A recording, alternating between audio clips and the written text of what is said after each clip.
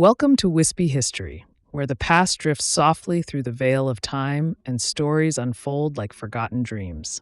Each night, we journey together through the echoes of history, tales of empires, philosophers, inventors, and mysteries that shaped our world, one whispered story at a time. Before we begin, take a moment, breathe in, settle down, and let me know where you're listening from and what time it is there. I love knowing how far our quiet community reaches. If you'd like to keep these stories alive, you can support Wispy History by liking this video and subscribing to the channel.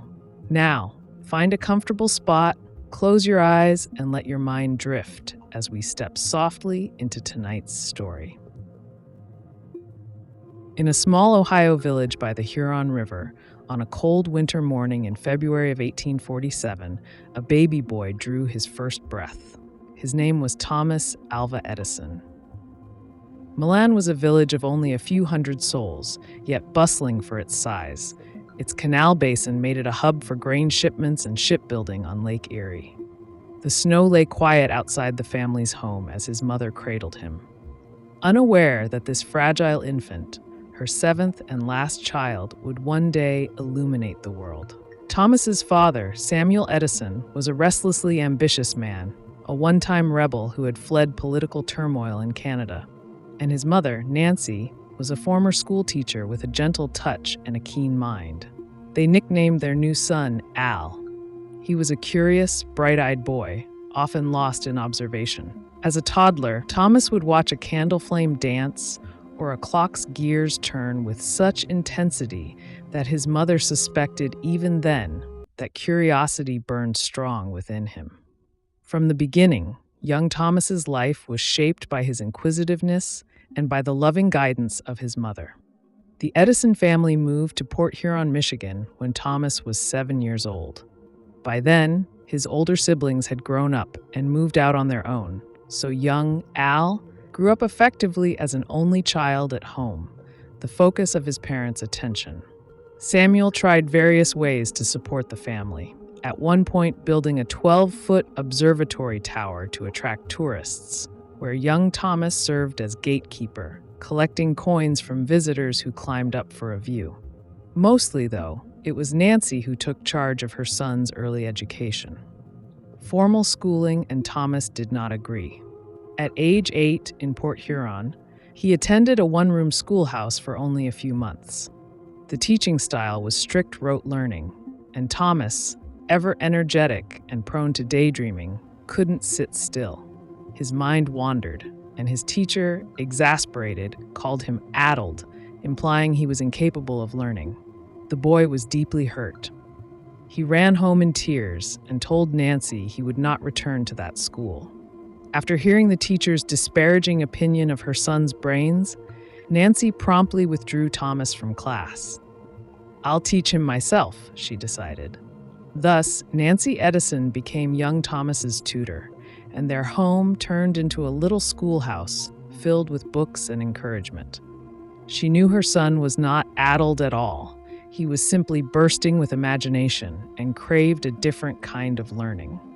Nancy gently guided him through the basics of reading, writing, and arithmetic, but she did so with patience and creativity. She let Thomas follow his interests and ask endless questions. One morning at the Edison home, Nancy sat at the kitchen table with Thomas, a primer book open between them. The sun streamed in as she pointed to a paragraph and encouraged him to read aloud. Thomas, swinging his legs under the chair, read a passage, haltingly at first, about how steam engines worked. Barely had he finished when his questions began tumbling out. "Mama, why does boiling water make the wheels turn? Do the clouds have steam in them too? Can a steam engine work on a boat?" Nancy smiled at the torrent of curiosity. Instead of scolding him for going off topic, she pulled out a scrap of paper and sketched a simple drawing of a tea kettle and a little wheel being pushed by the kettle's steam. She showed how the steam's force could be used to push the wheel around. Thomas's eyes lit up as he grasped the idea. "Oh, I see," he exclaimed, immediately thinking of improvements. "What if the steam was stronger? Could it move a bigger wheel?" His mother listened patiently as he chattered on, effectively inventing in his mind. In those moments, the farmhouse kitchen became as good as any classroom. Nancy's calm explanations and Thomas's eager questions turned learning into an adventure. By the time lessons were done each day, Thomas would rush to devour more books on his own. He read everything he could find: science manuals, history books, novels, and popular magazines, filling his head with facts and fancies alike. Nancy also nurtured Thomas's independent experiments. She allowed him to set up a small chemistry lab in the basement. By age 10, he had collected so many bottles of chemicals and odd materials that the cellar shelves sagged under them. To keep nosy siblings or visitors away from his precious experiments, Thomas labeled each bottle with a bold poison label, regardless of what it actually contained. It was an effective deterrent and allowed him to tinker in peace. Young Thomas's curiosity sometimes got him into mischief. One oft-told story from his childhood occurred when he was 6 years old. Fascinated by the farm's geese and chickens, Thomas wondered why mother birds sat so long on their eggs. Nancy explained that the warmth of the mother hen helped the eggs hatch. A few days later, Thomas vanished from the yard, prompting a frantic search. Nancy finally found him out in the barn. The little boy had gathered a clutch of goose and chicken eggs, made a nest of straw, and was sitting on the eggs himself, patiently hoping to hatch them. He'd been there for hours and even dozed off, trying to be a mother goose. When Nancy gently roused him and asked what on earth he was doing, Thomas pouted, disappointed that none of the eggs had hatched under his care.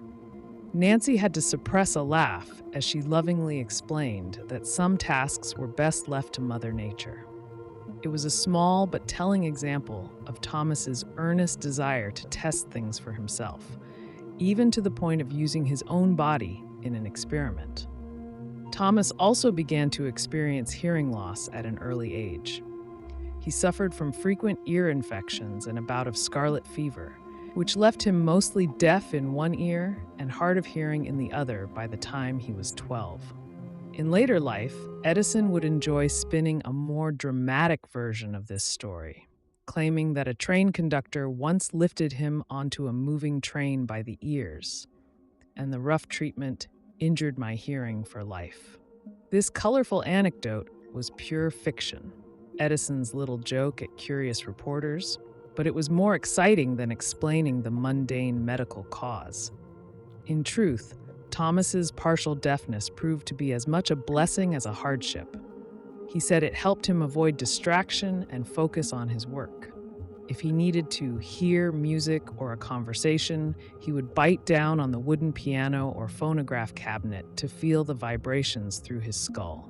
His impairment became, in his view, an asset that allowed deeper concentration, turning adversity into advantage, a habit he would practice throughout his life. By age 12, young Edison's entrepreneurial streak had already emerged. In 1859, he convinced his parents to let him take a job as a news butch, a vendor, on the Grand Trunk Railroad line running between Port Huron and Detroit. Every day he hopped onto the train for the 60-mile route, hawking newspapers, snacks, and candy to passengers. The slender boy would weave through crowded passenger cars, calling out the day's headlines and offering sweets, earning a few dollars a week in profit. He soon expanded this business beyond the train. In Port Huron, he set up 2 small stands of his own. One sold newspapers and magazines, the other fresh produce. Cleverly, he used his railroad connections to transport fruits and vegetables from Detroit for free, then had local boys tend his stalls and sell the goods for him when he was away. By doing so, 12-year-old Edison was effectively running a miniature business empire, hiring helpers, managing inventory, and turning a tidy profit even on days he wasn't physically present. His family marveled at his initiative. On the train, Thomas was not content with just selling papers. Seeing a captive audience of travelers hungry for news, he came up with an even bolder idea. He started his own newspaper, printed right on the train. He acquired a small second-hand printing press and set it up in the baggage car with permission from the conductor. There, amid trunks and crates, he composed the Grand Trunk Herald, a single-sheet weekly full of local news, trivia, and railway gossip. It was likely the first newspaper ever printed on a moving train. Passengers loved it, and Edison enjoyed the novelty and income of being a 12-year-old editor-in-chief. He proudly hung the first issue of the Grand Trunk Herald in a frame at home. He would later recall that little paper as one of the first proofs of his knack for invention and enterprise. Of course, not all experiments went smoothly. Thomas also turned part of the baggage car into a traveling laboratory where he conducted chemical experiments during lulls in sales. He stored bottles of chemicals on a shelf, each marked poison to discourage meddlers, and spent spare moments mixing concoctions or testing reactions. One day in 1862, as the train clattered along the tracks, disaster struck. Thomas was bent over a beaker of phosphorus trying to perform an experiment when the jostling of the train caused the stick of phosphorus to jar out of his hands. It shattered on the floor and burst into flames. In seconds, the wooden floorboards were on fire. Smoke filled the baggage car.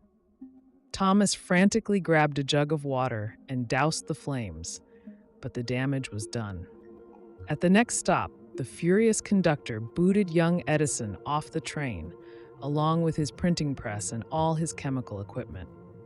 The baggage car laboratory was no more. Standing on the platform in a cloud of smoke, 15-year-old Thomas watched the train pull away without him, carrying off his job and his mobile workshop in one go. It was a harsh lesson in the dangers of mixing volatile chemicals and moving vehicles. Thomas was devastated, his source of income and his beloved rolling lab both gone in an instant. Yet even as he wiped away frustrated tears and soot from his face, he did not lose his determination. If anything, the incident taught him caution and resilience. He later admitted it was probably for the best. A train car was not the safest place for experiments. Not long after that setback, a fateful event occurred that would change the course of Thomas's life. In late summer of 1862, at the Mount Clemens train station near Port Huron, 15-year-old Edison saved a toddler from a tragic accident. Thomas was lingering near the station one afternoon. Even on his days off, he loved hanging around the rails and telegraph office. When he saw the station master's 2-year-old son wandering into the path of an incoming freight train. As the locomotive barreled closer, the station master, James Mackenzie, shouted in terror, but his legs wouldn't carry him fast enough.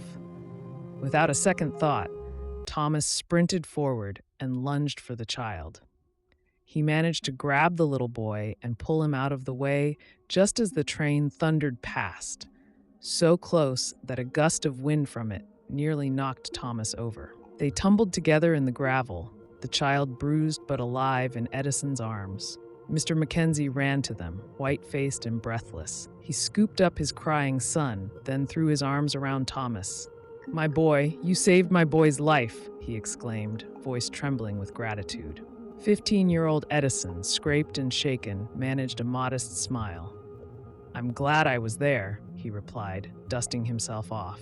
Mackenzie, overcome, insisted that he must reward such heroism. As Mackenzie thanked him profusely, Thomas's gaze drifted to the telegraph instruments inside the station office, the clattering Morse key that he'd always found fascinating. Summoning his courage, the teen made a request.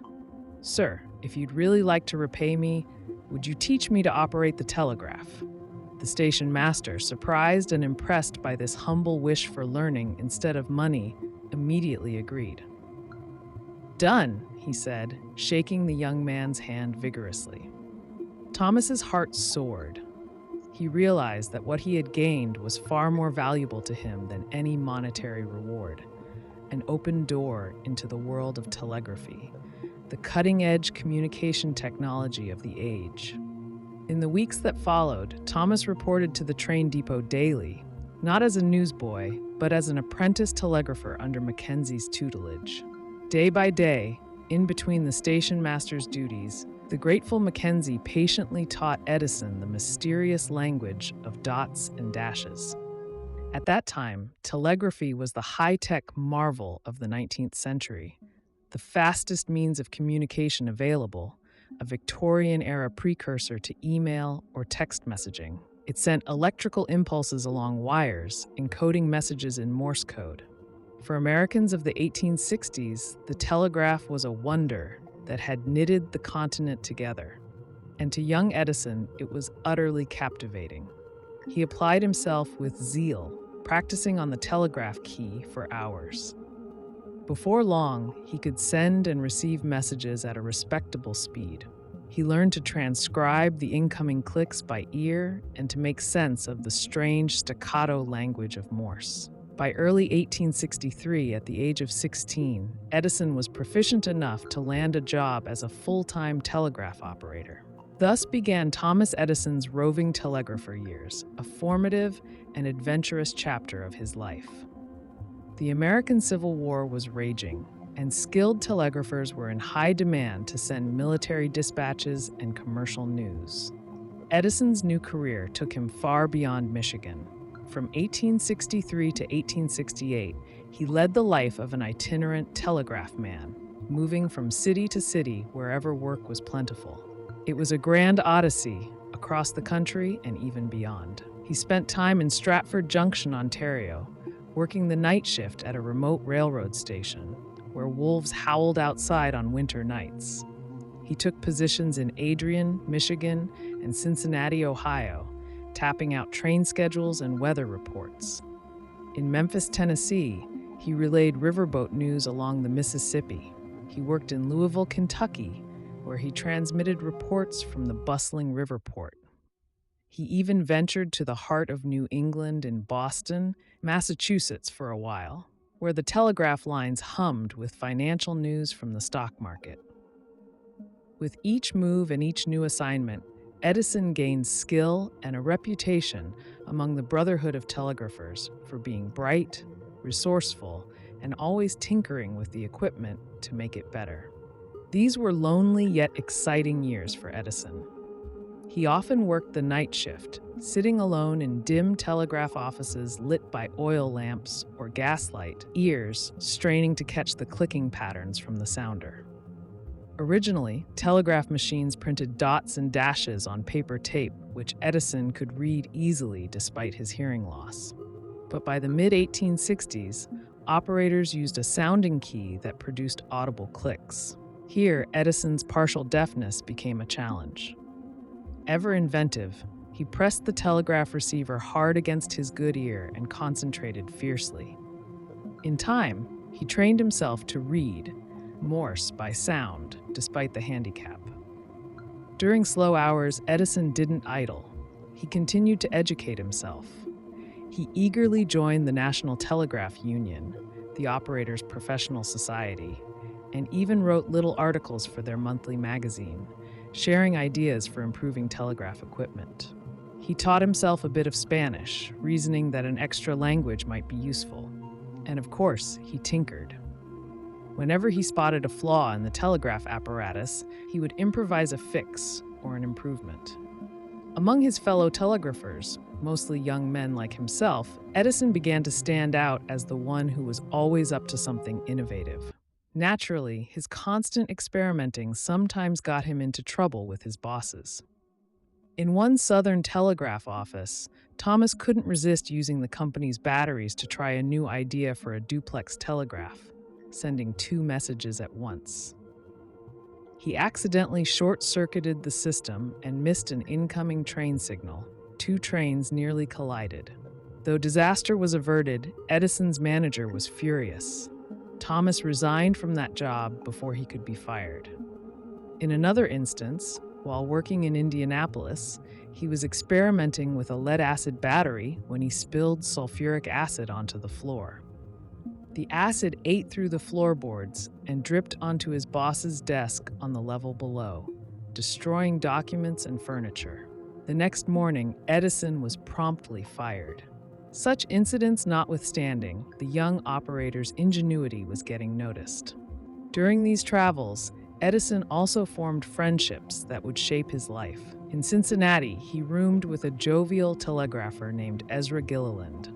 The two became fast friends, bonding over telegraph chatter and after-hours experiments. Gilliland later remembered Edison would stay up nights devising improvements to the telegraph relays. The friendship they forged in those youthful days lasted well into their later lives. In fact, over 20 years later, it was Ezra Gilliland who introduced Edison to a young woman named Mina Miller, who would become Edison's second wife. Edison also met many other operators and exchanged ideas in the informal telegraphers network that spanned the country. By 1868, after 5 years of wandering, Thomas Alva Edison was not yet 21, but he had crammed in a lifetime of experience. He had become extraordinarily good at telegraphy, so good that his services were in demand in big cities. That year, lured by the excitement of invention, and perhaps the memory of the teacher who once called him addled, Edison boldly decided to try his luck in Boston, one of America's intellectual capitals. Boston had a vibrant community of scientists and inventors, and Edison arrived with dreams of making his mark. In Boston, he took a job in Western Union's telegraph office by day, but by night he pursued inventions. With the technical knowledge he'd amassed, Edison felt ready to invent a device of his own. He set himself to solve a practical problem, speeding up the vote counting process for governments. That year, at just 22, he designed his first patented invention, an electric vote recorder. This device, when connected to legislators' desks, allowed votes, yea or nay, to be tallied almost instantaneously by pressing a switch, with the results recorded on a dial. It was clever and worked flawlessly in demonstration. In June 1869, Edison received his first patent, U.S. patent number 90,646, for this vote recorder. He proudly demonstrated the machine to potential buyers, convinced he had a revolutionary product. To Edison's surprise, the reaction was utterly discouraging. He traveled to the state capitol to show lawmakers how it worked. As he flipped a switch and instantly a dial showed the vote totals, one congressman frowned and shook his head. "Young man," the legislator said, "this apparatus is too efficient. We don't want faster vote counting here. We need time while voting, time to filibuster and persuade." Edison was stunned. His brilliant invention solved a problem no one wanted solved. The politicians had no interest in honest, instantaneous vote counts. They preferred the old, slow methods that allowed backroom deal-making during the roll call. No legislature would buy his vote recorder. It was a valuable lesson. Edison walked away from that experience understanding something crucial about inventing. Invention had to meet a real demand. "I'll never waste time inventing something that people don't want," he vowed. It was a principle that guided him going forward. Years later, he remarked that the vote recorder taught him the difference between an ingenious device and a commercially viable product. Humbled but undeterred, Edison set his sights on the bigger arena of opportunity, New York City. In 1869, he arrived in New York essentially penniless. The legend goes that he had only a few dollars in his pocket and perhaps was even forced to sleep in basements of boarding houses. For a time, he wandered the streets of Lower Manhattan, knocking on doors of telegraph offices seeking employment. Luck was on his side.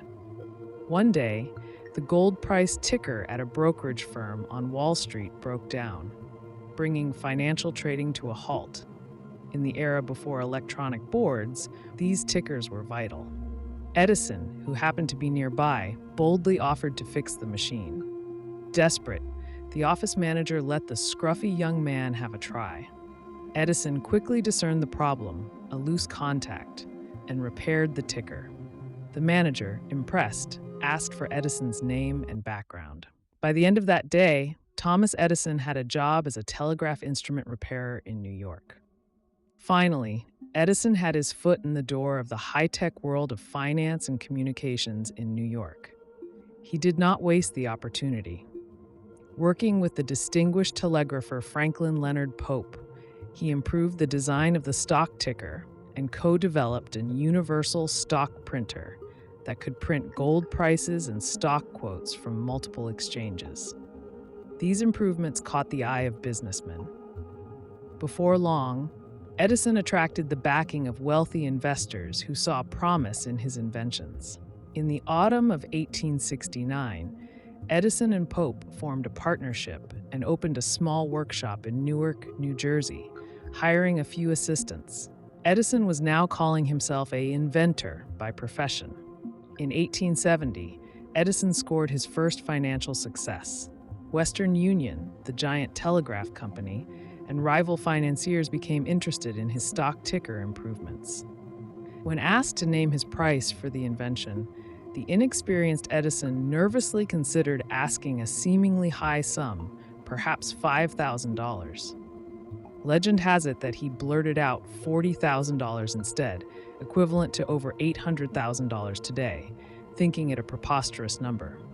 To his astonishment, the buyer agreed without negotiation.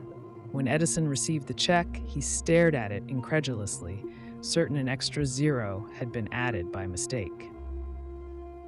It was more money than he had ever seen or imagined. In a stroke, 23-year-old Thomas Edison went from pauper to rich man. Flush with this windfall, Edison did not squander it on luxuries. Instead, he reinvested in his passion, building a proper laboratory and factory. He opened a manufacturing shop in Newark, churning out stock tickers and other telegraph devices for his contracts. He hired more workers, including his father Samuel and a nephew, giving family members employment and support. Edison was a hands-on manager. He wore simple work clothes, with his shirt sleeves rolled up and pencils and screwdrivers stuffed in his vest pockets, working right alongside his employees on the factory floor. During this period, the early 1870s, he invented a device called the automatic telegraph that could send messages at high speed using chemical recordings on paper tape. He also developed an improved telegraph repeater and, importantly, the duplex and quadruplex telegraph systems, which could send 2 or 4 messages simultaneously over one wire. These breakthroughs were in hot demand because doubling or quadrupling the capacity of a telegraph line was enormously valuable. Edison's Newark years were a whirlwind of innovation, business deals, and the occasional legal skirmish as competitors vied for control of telegraph patents.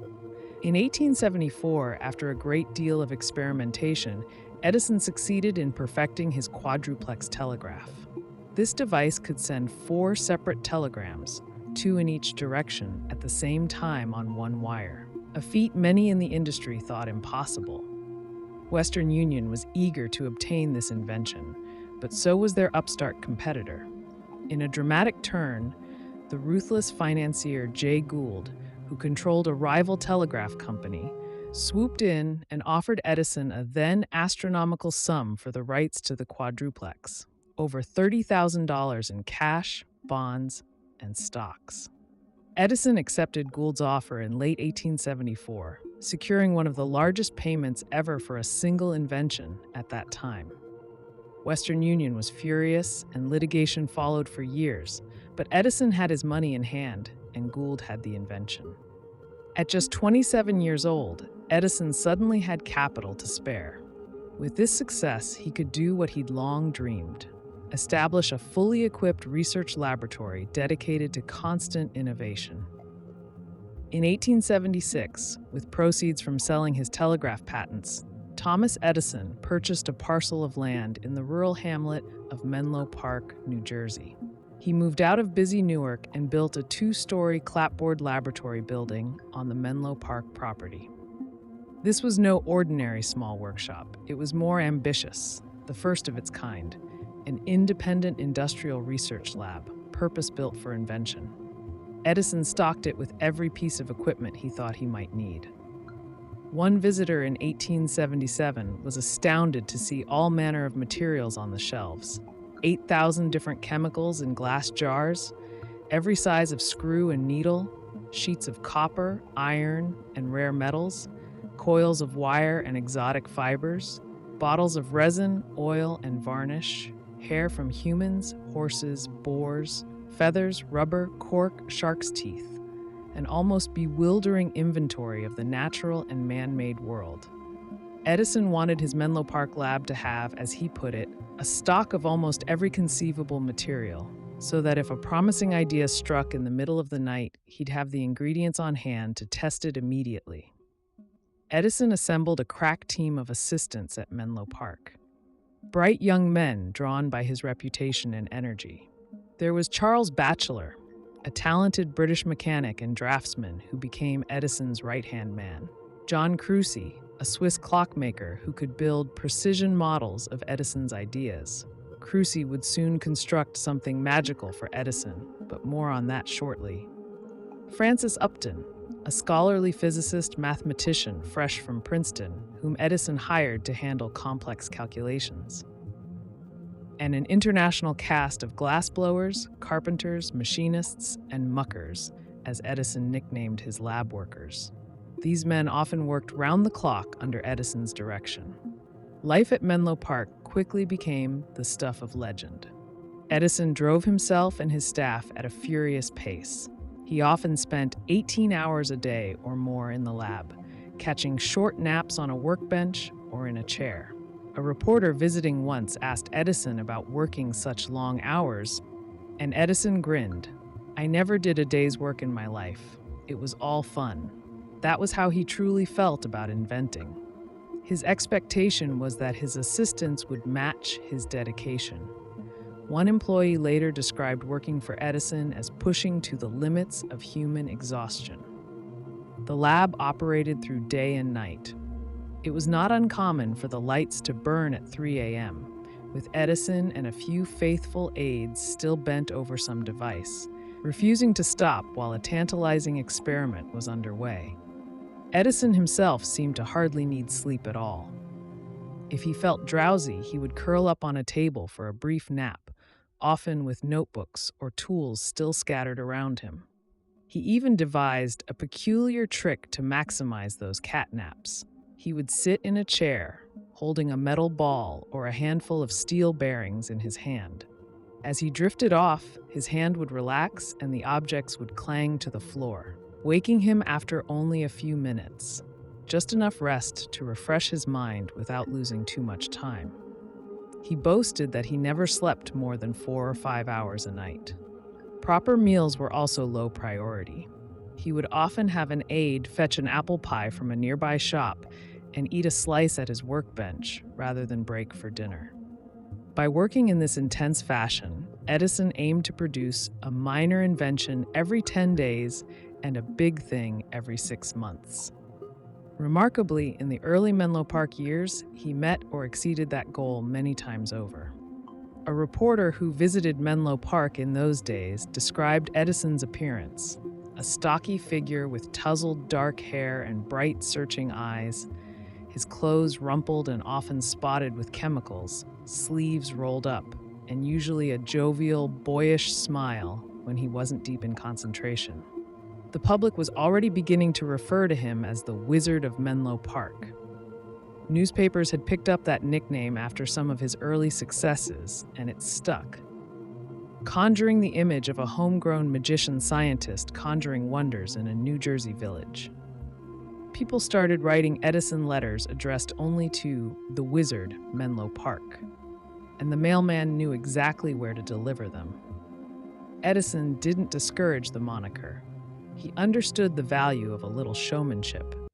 He gave interviews to journalists, posing for photographs amidst his inventions.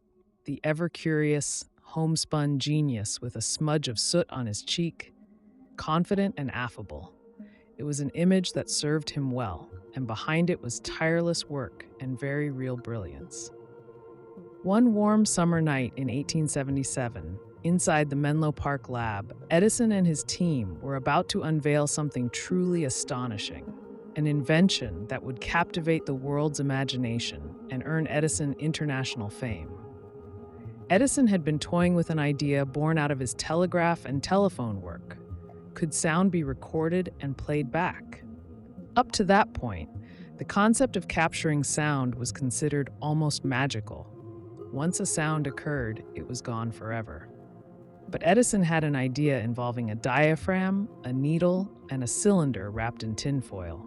Late that night, Edison gathered his chief assistants around a makeshift device on the lab bench. It was a small machine with a hand-cranked cylinder covered in tinfoil and a mouthpiece attached to a vibrating diaphragm with a needle. Edison had built a prototype of what he called a phonograph. His colleagues, including Batchelor and Crucy, watched curiously as Edison explained what he was going to do. "Let's see if it will talk," Edison said, eyes gleaming with anticipation. He turned the crank to rotate the cylinder and spoke into the mouthpiece. "Mary had a little lamb. Its fleece was white as snow," the opening lines of a familiar nursery rhyme, chosen perhaps because it was simple and rhythmic. The needle's point etched a wavy groove into the foil as Edison's voice vibrated the diaphragm. After reciting a few lines, Edison stopped and repositioned the needle at the beginning of the freshly cut groove. "Now, listen," he murmured. He began turning the crank again. Incredibly, a tinny, crackling little voice emerged from the machine, and it was reciting those same nursery rhyme lines. "Mary had a little lamb. Its fleece was white as snow." The machine played back Edison's voice. Batchelor jumped back in astonishment, nearly knocking over a lamp. Upton's jaw dropped. One man let out a shout of surprise and delight. They stared at the device as if sorcery were at work. Edison beamed, a broad, boyish grin spreading across his face. The rhyme continued until the cylinder ran out of foil to play, and then Edison halted the crank. For a moment, all the men stood in stunned silence in the pool of lamplight. Then they erupted in excited chatter. "Good Lord, it works!" someone exclaimed. "It's talking! The machine is talking!" Another of the team ran to fetch others from across the building, and soon a small crowd of midnight oil burners at Menlo Park was taking turns listening to the talking machine. It was the world's first phonograph, and those present knew they had witnessed something historic. Sound, which had always been ephemeral, evanescent, was now captured and reproducible. Edison himself was thrilled, but maintained a calm modesty. He later said his first thought was, "I was never so taken aback in my life." Word of Edison's phonograph spread like wildfire over the ensuing weeks. Newspapers carried breathless reports of the wizard who could trap sound. Even the nation's eminent scientists were astonished. The respected president of the National Academy of Sciences, Joseph Henry, visited Menlo Park to hear the phonograph in action. After Edison demonstrated it, the elderly Henry told him that he had produced something truly extraordinary, one of the most remarkable inventions of the century. People struggled to describe the seemingly magical feat. Some who witnessed demonstrations were convinced it had to be a trick.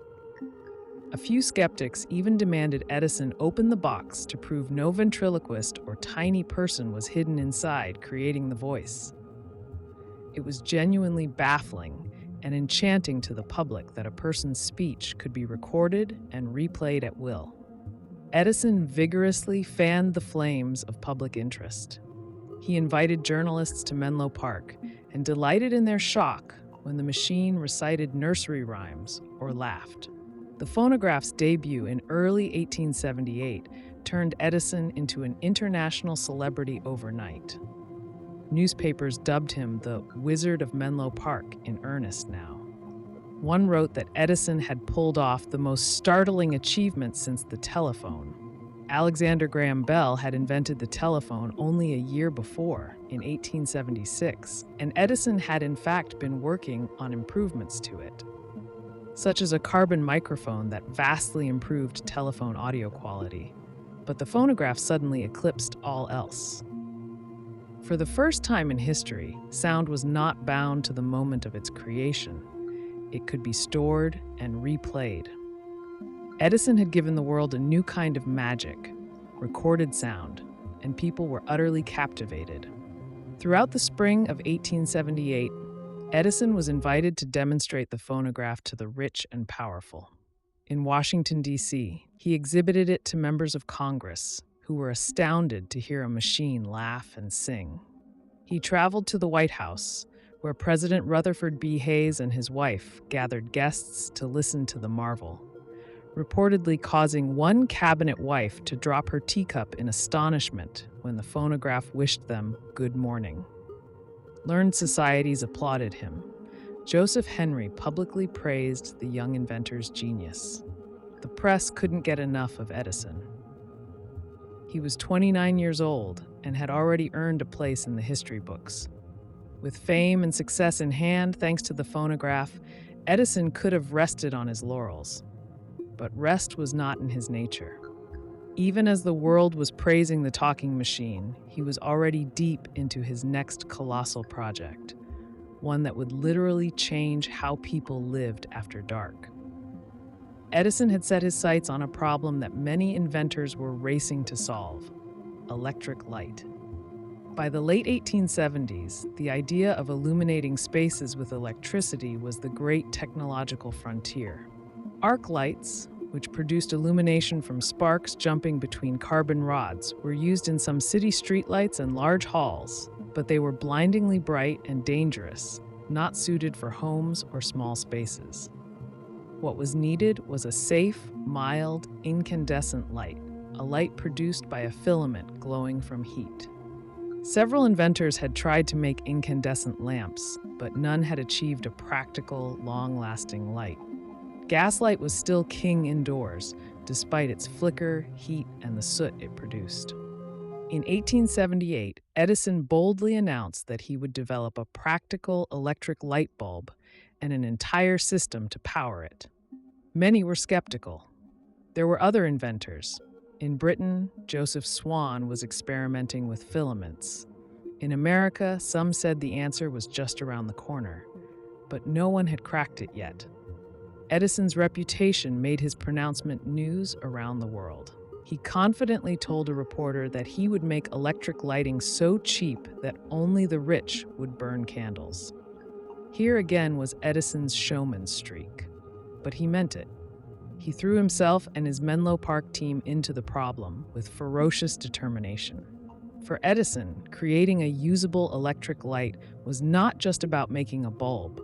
It was about inventing an entire integrated system of electric power. He approached it systematically.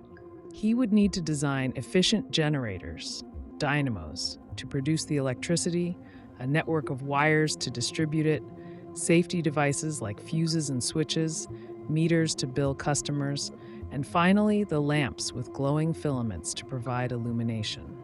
It was an enormous undertaking, equivalent to creating a new industry from scratch. But Edison was undaunted. In one interview around this time, he said he found working on big challenges exhilarating. If anything, reducing the hours he spent in the lab felt like drudgery. And so began months of relentless experimentation. Edison and his muckers tested material after material for the lamp filament, the tiny thread inside the bulb that would glow when current passed through it. They tried platinum wires since platinum has a very high melting point. They tried carbonized paper, wood splinters, fishing line, hairs, and every kind of fiber they could think of. Filament after filament would burn out in a flash or break or not glow brightly enough. Day and night, they worked. One of Edison's lab notebooks from that period is filled with page after page of crossed-out attempts and scribbled results, a testament to dogged trial and error. Employees grew so exhausted that they slept on benches for a few hours before Edison shook them awake to try the next idea. When colleagues fretted about the many failures, Edison remained infectiously optimistic. "We're making progress," he insisted. "We now know 1,000 things that won't work." He famously quipped that genius was 1% inspiration and 99% perspiration. And here he proved it, perspiring through countless failed tries on the way to success. On the evening of October 21st, 1879, that success finally arrived. Inside the Menlo Park lab, the air smelled of hot metal and varnish from continuous experiments. On a workbench stood a glass globe the size of a pear, attached to wires and a battery. Inside the globe was a tiny filament, a length of cotton sewing thread that had been carbonized, turned into pure carbon by baking it at high heat in the absence of air. Edison and a few close aides, including Batchelor and Upton, gathered around. Edison carefully connected the wires, making sure the vacuum seal on the bulb was good.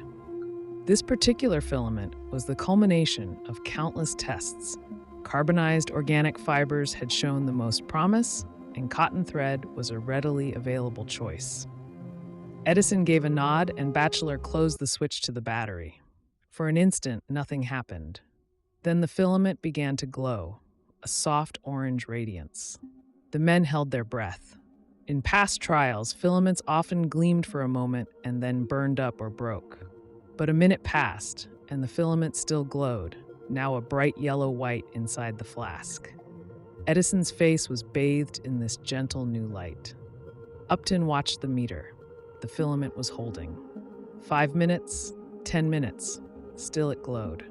Someone let out a whoop of joy, but Edison, eyes on the bulb, murmured, "Let's keep it burning, gentlemen." They decided to let it run to see how long it would last. The minutes ticked by, turning into an hour, then 2. The little lamp continued to shine steadily. A warm cheer finally erupted among the inventors. Edison, typically reserved in such moments, allowed himself a satisfied grin. By the middle of the night, the filament was still burning. Some of the men were so tired that they dozed off at their stations, but Edison stayed up, alert, watching that miraculous glow. It lasted 13.5 hours before the filament finally succumbed and broke sometime the next day. By then, Edison knew they had done it. They had found a filament and a design that could produce light for many hours reliably. It was perhaps the most significant breakthrough of Edison's career. The practical incandescent light bulb was born. He later recalled that moment without excessive drama. "I was sure that we had it now." In truth, over the next year, Edison and his team would improve the bulb even further. They discovered that a carbonized bamboo fiber made an even better filament, one that could last over 1,000 hours. But that October night in 1879 was the turning point. Edison had solved the central problem of incandescent lighting. Humanity, which for thousands of years had relied on flame for light, would now have a new source of illumination that was clean, safe, and could be switched on and off with the push of a button. The age of electricity was about to dawn. Ever systematic, Edison didn't stop at the light bulb itself. He immediately set about implementing the entire electric lighting system. Over the next 2 years, 1880-1882, he patented designs for generators, dynamos, far more efficient than any before, devised a network of copper wiring for distribution, invented meters to measure customers' power usage, and developed switches, fuses, and lamp sockets, the whole infrastructure necessary to make electric light a viable service. He also addressed practical details. For example, he invented an entire system of, in a small Ohio village by the Huron River, on a cold winter morning in February of 1847, a baby boy drew his first breath. His name was Thomas Alva Edison. Milan was a village of only a few hundred souls, yet bustling for its size. Its canal basin made it a hub for grain shipments and shipbuilding on Lake Erie. The snow lay quiet outside the family's home as his mother cradled him, unaware that this fragile infant, her 7th and last child, would one day illuminate the world. Thomas's father, Samuel Edison, was a restlessly ambitious man, a one-time rebel who had fled political turmoil in Canada, and his mother, Nancy, was a former schoolteacher with a gentle touch and a keen mind. They nicknamed their new son Al. He was a curious, bright-eyed boy, often lost in observation. As a toddler, Thomas would watch a candle flame dance or a clock's gears turn with such intensity that his mother suspected even then that curiosity burned strong within him. From the beginning, young Thomas's life was shaped by his inquisitiveness and by the loving guidance of his mother. The Edison family moved to Port Huron, Michigan when Thomas was 7 years old. By then, his older siblings had grown up and moved out on their own. So young Al grew up effectively as an only child at home, the focus of his parents' attention. Samuel tried various ways to support the family, at one point building a 12-foot observatory tower to attract tourists, where young Thomas served as gatekeeper, collecting coins from visitors who climbed up for a view. Mostly, though, it was Nancy who took charge of her son's early education. Formal schooling and Thomas did not agree. At age 8 in Port Huron, he attended a one-room schoolhouse for only a few months. The teaching style was strict rote learning, and Thomas, ever energetic and prone to daydreaming, couldn't sit still. His mind wandered, and his teacher, exasperated, called him addled, implying he was incapable of learning. The boy was deeply hurt. He ran home in tears and told Nancy he would not return to that school. After hearing the teacher's disparaging opinion of her son's brains, Nancy promptly withdrew Thomas from class. "I'll teach him myself," she decided. Thus, Nancy Edison became young Thomas's tutor, and their home turned into a little schoolhouse filled with books and encouragement. She knew her son was not addled at all. He was simply bursting with imagination and craved a different kind of learning. Nancy gently guided him through the basics of reading, writing, and arithmetic, but she did so with patience and creativity. She let Thomas follow his interests and ask endless questions. One morning at the Edison home, Nancy sat at the kitchen table with Thomas, a primer book open between them. The sun streamed in as she pointed to a paragraph and encouraged him to read aloud. Thomas, swinging his legs under the chair, read a passage, haltingly at first, about how steam engines worked. Barely had he finished when his questions began tumbling out. "Mama, why does boiling water make the wheels turn? Do the clouds have steam in them too? Can a steam engine work on a boat?" Nancy smiled at the torrent of curiosity. Instead of scolding him for going off topic, she pulled out a scrap of paper and sketched a simple drawing of a tea kettle and a little wheel being pushed by the kettle's steam. She showed how the steam's force could be used to push the wheel around. Thomas's eyes lit up as he grasped the idea. "Oh, I see," he exclaimed, immediately thinking of improvements. "What if the steam was stronger? Could it move a bigger wheel?" His mother listened patiently as he chattered on, effectively inventing in his mind. In those moments, the farmhouse kitchen became as good as any classroom. Nancy's calm explanations and Thomas's eager questions turned learning into an adventure. By the time lessons were done each day, Thomas would rush to devour more books on his own.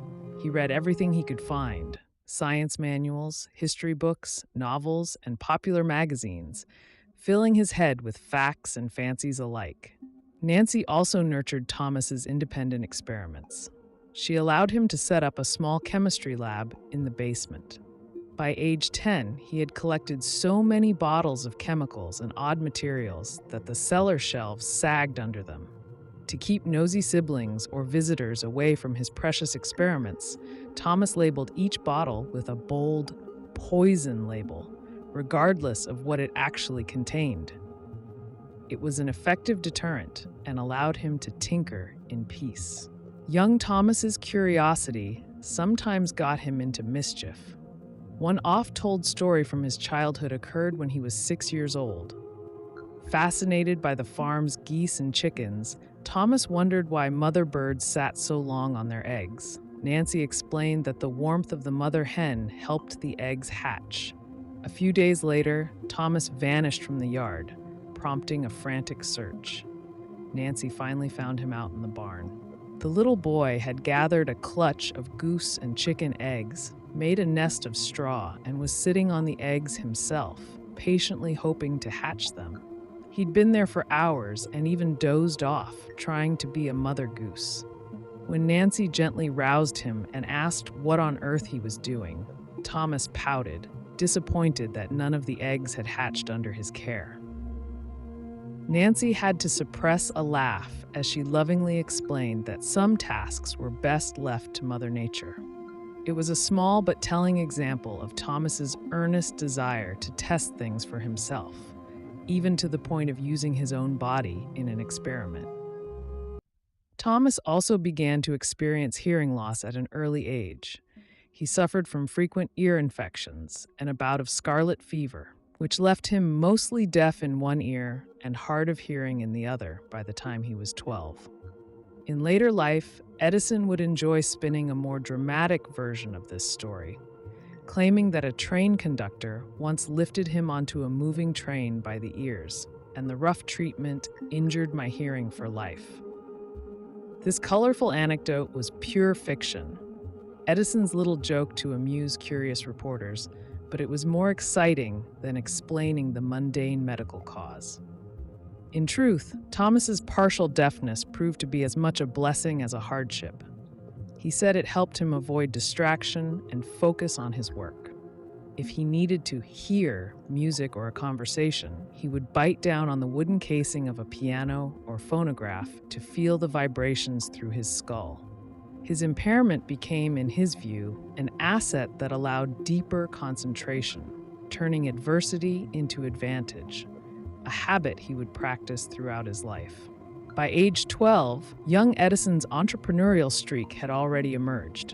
In 1859, he convinced his parents to let him take a job as a news butcher, a roving newspaper and candy salesman on the Grand Trunk Railroad line running between Port Huron and Detroit. Every day, he hopped onto the train for the 60-mile route, hawking newspapers, peanuts, and candy to passengers. The slender boy would weave through crowded passenger cars, calling out the day's headlines and offering his wares, earning about $20 a week, a substantial income for a child. He soon expanded this business beyond the train.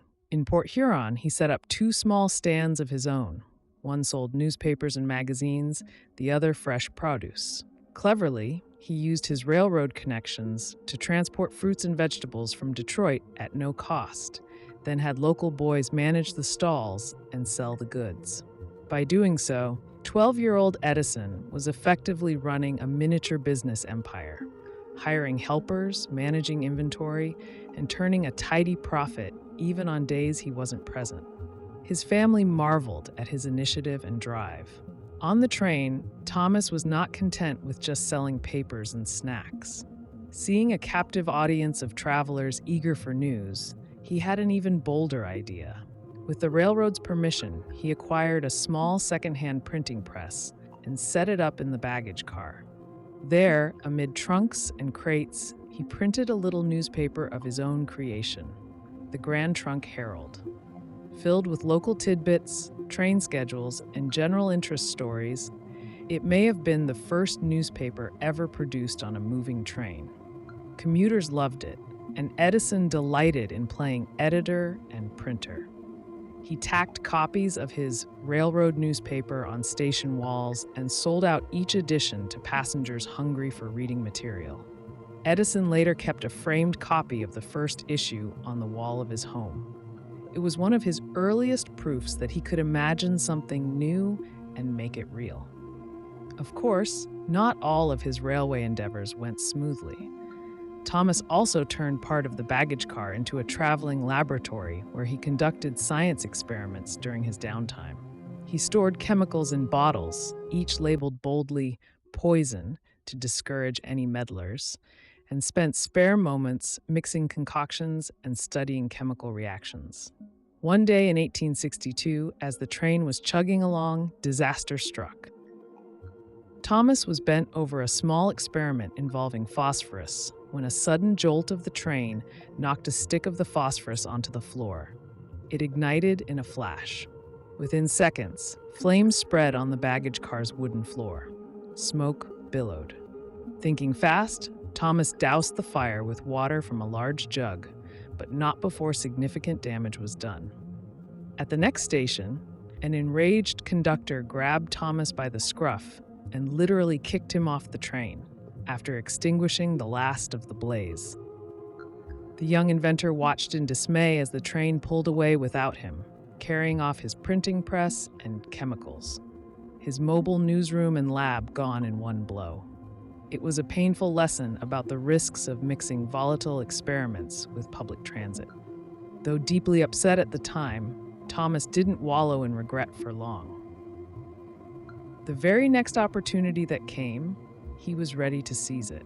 And indeed, later that year, fate intervened with a golden opportunity. The scene was the Mount Clemens train station, and the event was Thomas Edison's heroic rescue of a station master's toddler from the path of a moving train. After Edison saved little Jimmy Mackenzie's life, the boy's grateful father, station agent James Mackenzie, asked how he could ever repay the young hero. Thomas's answer, born of his fascination with the telegraph office, was bold and simple. "Please teach me telegraphy." Mackenzie gladly agreed. The apprenticeship in telegraphy that followed became the turning point of Edison's youth. Day after day, after finishing chores or odd jobs, Thomas sat with Mr. Mackenzie in the telegraph office, learning the mysterious language of Morse code.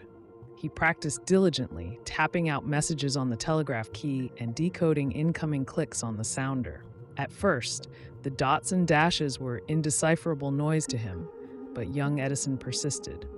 Fortunately, early telegraphy often used a paper tape to record messages as dot-dash marks. So Edison's partial deafness was no barrier. He could read the codes by sight. As the technology advanced, telegraphy became an auditory skill. Telegraphers learned to read by ear, which was harder for Edison, but he adjusted by pressing the receiver to his ear and concentrating fiercely on the patterns of the clicks. Within a few months, Edison had become proficient enough to land a job as a night telegraph operator at a local station. At 15, he stepped into a new world, the world of professional telegraphy, the Victorian internet that transmitted information across the country at lightning speed. Thus began Edison's wandering telegrapher years, a formative period that saw him crisscross the United States and Canada, honing his technical skills and developing the inventive mindset that would later blossom fully. From 1863 to 1868, he worked as an itinerant telegrapher, going wherever the work took him. It was a life that suited the adventurous teenager well. He could satisfy his urge to travel and his hunger for knowledge at the same time.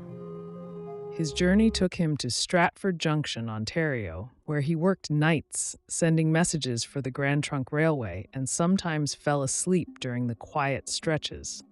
One anecdote recounts that he once nearly caused a railway accident by dozing off. 2 trains came close to collision until a colleague woke him just in time. He spent time in Adrian, Michigan, and Fort Wayne, Indiana, clicking away news and train orders into the wires. He worked in Cincinnati, Ohio, sharing a room with a fellow operator, Ezra Gilliland, who became a lifelong friend. In each town, Edison inevitably got noticed for tinkering with the telegraph equipment, improving a relay here, adjusting a battery there to get a cleaner signal. In Nashville, Tennessee, and Memphis, he sent commercial telegrams and learned to handle heavy traffic. The Mississippi steamboat trade generated loads of telegraph business. He ventured as far south as Louisville, Kentucky, where he manned a telegraph office that relayed messages up and down the Ohio River. It was there, working long hours, that Edison's hearing difficulties grew more pronounced as newer telegraph sounders replaced printed tapes. But he compensated by developing a keen sensitivity to vibrations and concentrating intensely on the sounds he could discern. On he moved, to Detroit briefly, to Indianapolis, to Cincinnati again, to New Orleans, according to some accounts, then north. By 1868, not yet 21 years old, he had ended up in Boston, Massachusetts. Along the way, he had joined the National Telegraphic Union a network of operators, and even contributed clever little inventions to their trade journal. He became known among his colleagues as the whiz kid, who was always trying something new on the line. These years were not without mishap. There were times Edison's relentless experimenting cost him jobs. For example, one night in Memphis, curious about a new repeater design, he attempted an impromptu modification that inadvertently cut off the telegraph line linking Memphis to the north for several crucial minutes. His supervisor was not amused, and Edison moved on once again. But each apparent setback simply propelled him to a new city with new problems to solve. Edison's talent and reputation as a top-notch telegrapher eventually landed him in Boston and then in New York City, where he made the fateful connections that turned him from a telegrapher into a full-time inventor and entrepreneur. By the time he settled in Newark and later Menlo Park in the 1870s, he had gathered a wealth of practical knowledge about electrical circuits, batteries, and mechanics from his telegraph days. He often said that those hard years taught him resilience and practical thinking, traits vital to invention. As the 1860s turned into the 1870s, Edison transformed from an itinerant operator to a focused inventor businessman. The success of his stock ticker and telegraph inventions gave him the capital to pursue bigger dreams. Consider the world that changed around him. When Edison was born in 1847, there were no electric lights. People illuminated their homes with candles or oil lamps. There were no recordings. Music was heard live or not at all. There were no moving pictures, only live stage performances and photographs that never moved. By the time Edison died in 1931, cities across the globe were ablaze with electric light after dark. Phonographs played music and voices captured years earlier, and movie theaters flickered with images of life and imagination. In one remarkable lifetime, the world was utterly transformed from a place lit by flame and limited by the ephemerality of sound and sight to a modern era of electricity, recorded sound, and motion pictures. Thomas Edison played a critical role in nurturing much of that transformation. After the phonograph's invention in 1877 and the incandescent light bulb's breakthrough in late 1879, Edison's fame was at its apex. People dubbed him the wizard without irony, and investors lined up to support his ventures. He quickly commercialized the phonograph by founding the Edison Speaking Phonograph Company.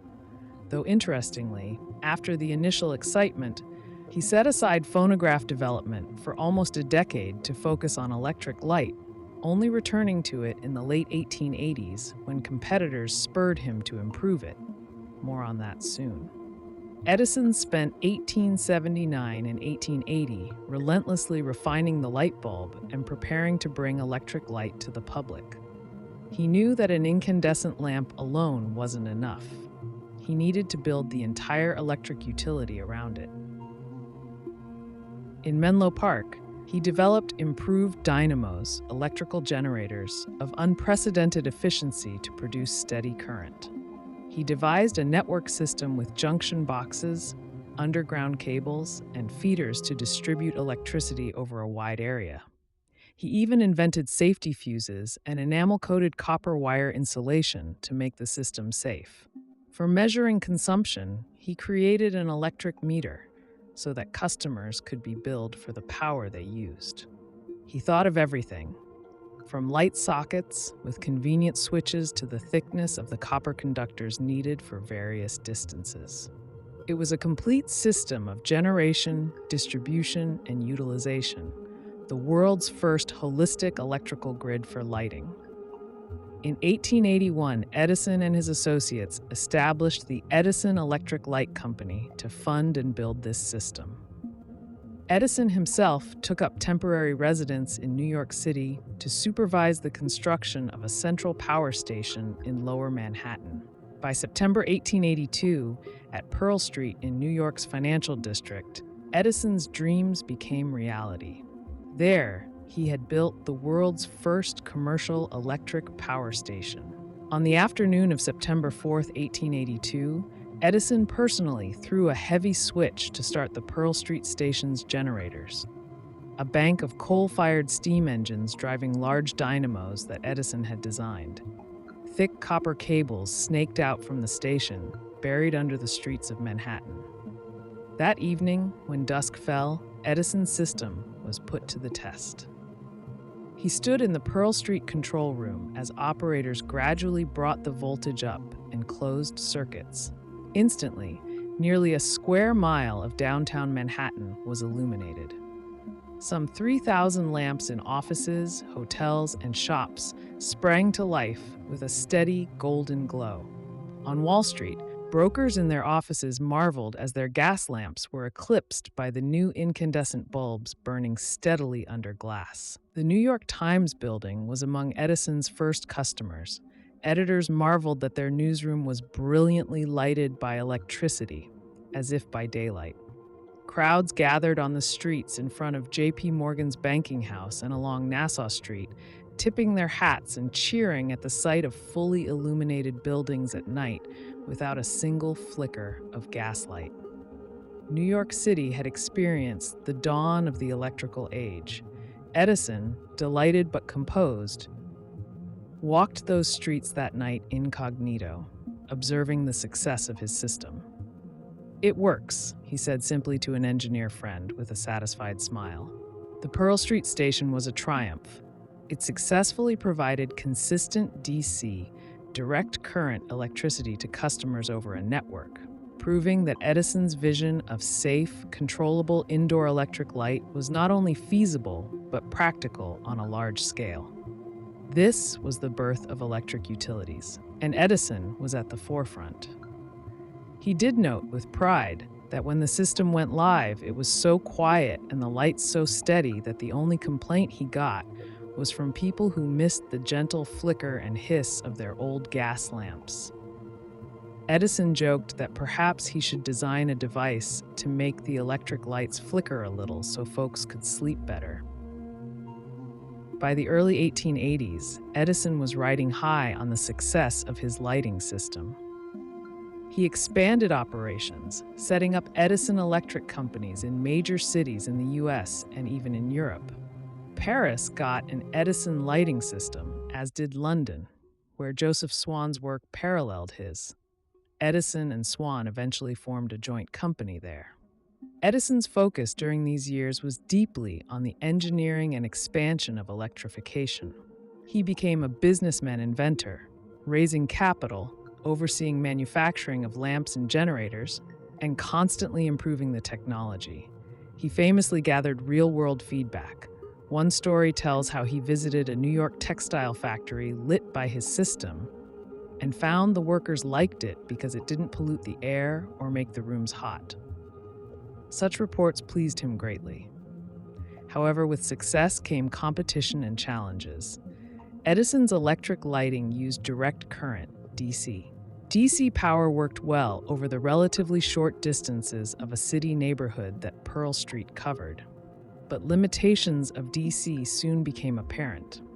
It was difficult to transmit DC much farther than a mile from the power source without significant voltage drop, because at the low voltages Edison used, the resistance of wires caused losses.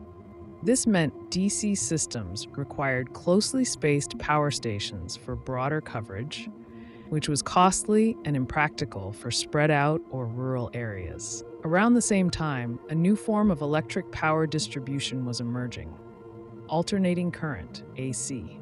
AC, championed in America by inventor Nikola Tesla, the very Tesla who had briefly worked for Edison in 1884, and entrepreneur George Westinghouse, had a compelling advantage. By using transformers, AC could be sent at high voltages over long distances with relatively low losses, and then step down to safer voltages where needed. In 1885 to 1886, Westinghouse Electric began installing AC systems in U.S. cities, and in Europe, engineers like the Gollard and Gibbs, and later Tesla's patents, provided the basis for AC networks. A personal rift fueled this upcoming conflict. Back in 1884, Edison had hired Nikola Tesla, a brilliant Serbian engineer, at his New York workshop. Tesla had some revolutionary ideas about using alternating current, but Edison, a practical man not deeply versed in the new AC theory, was skeptical. Tesla later recounted a famous incident. Edison had jokingly promised him $50,000 if he could significantly improve the efficiency of Edison's DC generators. Tesla went to work and, after intensive effort, delivered designs that greatly improved the machines. When he inquired about the $50,000, Edison quipped, "Tesla, you don't understand our American humor." In other words, the reward had been a jest. Tesla felt cheated and resigned. The young inventor left Edison's company bitterly and eventually joined forces with Westinghouse to develop his AC system. This incident planted the seed of what would become a legendary rivalry between Edison, advocating DC, and Tesla at Westinghouse, advocating AC. By the late 1880s, the stage was set for the so-called War of the Currents. Edison's DC systems were up and running in many cities, but Westinghouse's AC systems were spreading too, especially as AC could reach outlying areas with fewer power plants. Edison, ever the tenacious competitor, struck out personally against AC.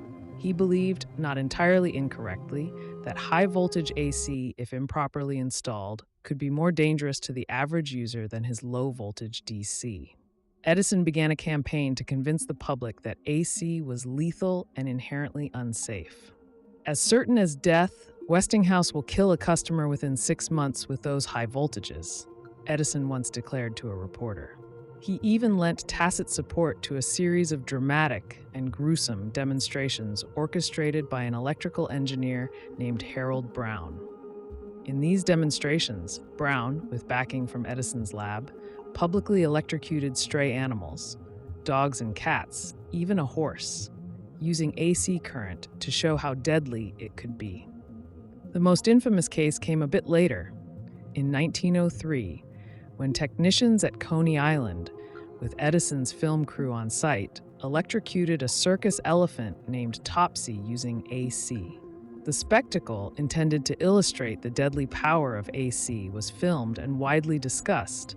History would judge this event as a cruel and dark footnote to Edison's story, although it was part of the current's war narrative. Edison also worked behind the scenes in another morbid development: the creation of the first electric chair for capital punishment. In 1888-1890, as the state of New York sought a new, humane method of execution, Harold Brown, with Edison's encouragement, pushed for using AC, specifically Westinghouse generators, so that the very term for execution would be electrocution, and forever link AC with death. In 1890, the first electric chair execution of a murderer named William Kemmler was carried out with AC in New York. The gruesome event, the first jolt failed to kill Kemmler, and a second had to be administered, horrifying witnesses, certainly showed that high-voltage electricity could be deadly. Edison privately felt vindicated about AC's dangers, though he opposed capital punishment in principle. The press, meanwhile, latched onto the sensational aspects, and the War of Currents intensified in the public eye. Despite Edison's public relations campaign, the technical advantages of AC for power distribution were undeniable. In 1891, a Westinghouse AC system successfully transmitted power from a hydroelectric generator at Niagara Falls to Buffalo, New York, over 20 miles away, something impossible to do efficiently with DC at the time. And in 1893, Westinghouse won the contract to light the world's Columbian Exposition in Chicago with AC power, producing a breathtaking illumination of the fairgrounds that left millions of visitors in awe. These landmark achievements greatly boosted public confidence in AC. Edison's own electric companies, under pressure, began to adapt. By 1892, the financial titan J.P. Morgan and other investors had engineered a merger of Edison's Edison General Electric Company with its chief rival, the Thomson Houston Company, an AC-based manufacturer. The resulting entity dropped Edison's name and became simply General Electric, GE. To Morgan and the other financiers, Edison's dogged insistence on DC was an obstacle to the company's growth, so they eased him out of any management role. Edison, who by then had sold most of his stock and moved on to other ventures, was bitter about being sidelined from the electrical empire he helped create. Publicly, he put on a brave face, noting that his shares in the new GE had indeed increased in value. Privately, he was hurt to see the company that bore his name transform without him, and to see alternating current ultimately become the dominant form of electrical power in the world. Ever resilient, by the late 1880s, Edison had already turned his restless mind toward new challenges. He declared, with some pique, that he would retire from the electric light business and went looking for fresh problems to solve. One such problem was in an area far removed from lights and sound: mining and ore milling. The eastern United States faced a shortage of high-grade iron ore in the 1880s. Edison thought he could invent a process to extract usable iron from the abundant low-grade ore and sands found in places like New Jersey. Thus, in the early 1880s, he founded the Edison Ore Milling Company. He built massive equipment, giant rollers and crushers to pulverize rocks, and powerful electromagnets to separate out the iron particles. He erected a large plant at Ogdensburg, New Jersey, and invested a fortune in this venture. For nearly 10 years, Edison toiled at refining the ore milling process. He did manage to produce iron, but the enterprise struggled. The machinery was ingenious. His plant was highly automated with conveyor belts and magnetic separators, and people marveled at the sight of mountains of rock being turned into fine sand by Edison's giant steam-powered rollers. But economically, it was hard to compete with rich iron ore being newly mined in the Mesabi Range of Minnesota.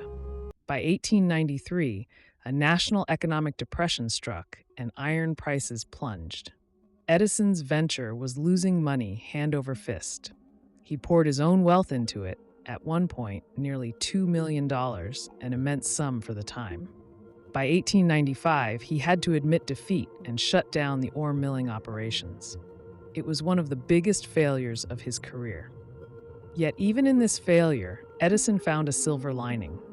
The ore milling process left him with huge piles of sand, the non-magnetic crushed rock.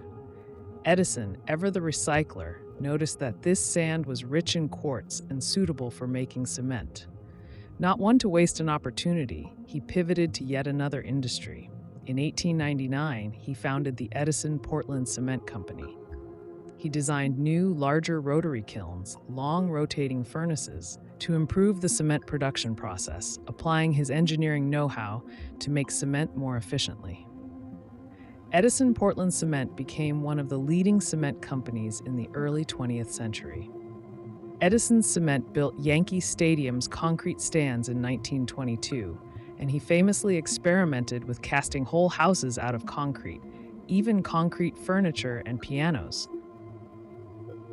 Those poured cement houses never quite took off due to practical difficulties, but a few examples still stand today as a testament to Edison's far-ranging imagination. Meanwhile, in the late 1880s, Edison returned to the beloved invention of his early fame, the phonograph. After 1878, Edison had left the phonograph business largely on the back burner while focusing on lighting. In the interval, others, notably Alexander Graham Bell's Volta Laboratory, run by Bell's cousin Chichester Bell and Charles Tainter, had improved sound recording by introducing wax cylinders and a device they called the graphophone. Edison realized he needed to upgrade his phonograph to stay competitive. In 1887, he established the Edison Phonograph Company and went to work refining the device. The new phonographs used wax cylinders, which could be replayed many times without wearing out as quickly as tinfoil, and had better sound quality. Edison initially envisioned the phonograph as a business dictation machine. He thought it would revolutionize office work and replace stenographers, and he indeed marketed it for such purposes. But uptake was slow. Businesses were cautious, and the machines were still somewhat finicky. Always looking for markets, Edison then tried a whimsical application: talking dolls. In 1890, Edison manufactured dolls about 2 feet tall that contained tiny phonograph mechanisms inside their hollow bodies. When a child turned a crank, the doll would recite a nursery rhyme. It seemed like a marvelous idea on paper. However, in practice, the Edison talking doll was a fiasco. The miniature phonographs were delicate and easily knocked out of adjustment. Many dolls arrived to customers with their voices already unintelligible. Those that did work emitted scratchy, eerie renditions of nursery rhymes in high-pitched tones that some children found more terrifying than comforting. One little girl burst into tears when her doll rasped, "Now I lay me down to sleep," in a ghostly voice. The dolls were also expensive, tens each, a hefty sum, and prone to breaking. Within weeks, Edison had a flood of returns and complaints. A newspaper joked that the little monsters won't talk or won't shut up. Production was halted just 6 weeks after it began, and Edison recalled the unsold units. He candidly admitted the talking doll had been a beautiful idea, but not practical at that time. This humbling episode showed that even the great Edison could misjudge consumer products. He took it in stride and used the lessons to improve the durability of his phonographs. By the 1890s, phonographs for entertainment finally found a wide audience. Coin-operated phonograph parlors opened in cities, where people could drop a nickel into a machine and listen through ear tubes to a popular song or a vaudeville comedy sketch recorded on a cylinder. The home phonograph also became a viable product as manufacturing costs dropped. Edison's competitors like Victor, with disc records, would eventually surpass him. But for a time, Edison's cylinder phonographs were a major player in the emerging music industry. Edison hired teams of musicians and vaudeville performers to make recordings at his West Orange studio, producing cylinders with music, speeches, and comedy.